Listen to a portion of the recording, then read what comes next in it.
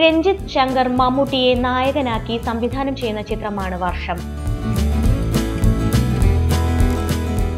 തികച്ചും സാധാരണക്കാരനായ ഒരു കഥാപാത്രമായാണ് ചിത്രത്തിൽ മമ്മൂട്ടി പ്രത്യക്ഷപ്പെടുന്നത്.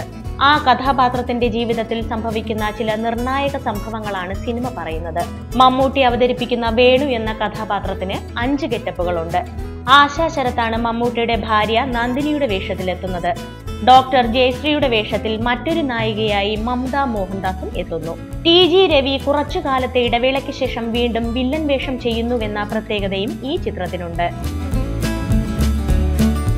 മമ്മൂട്ടിയുടെ തന്നെ നിർമ്മാണ കമ്പനിയായ പ്ലേ ഹൗസ് ആണ് ചിത്രം നിർമ്മിക്കുന്നത്. ഛായാഗ്രഹണം മനോജ് പിള്ള, സംഗീതം ബിജി ബാൽ. സെൻട്രൽ പിക്ചേഴ്സ് ആണ് വർഷം വിതരണത്തിനെത്തിക്കുന്നത്.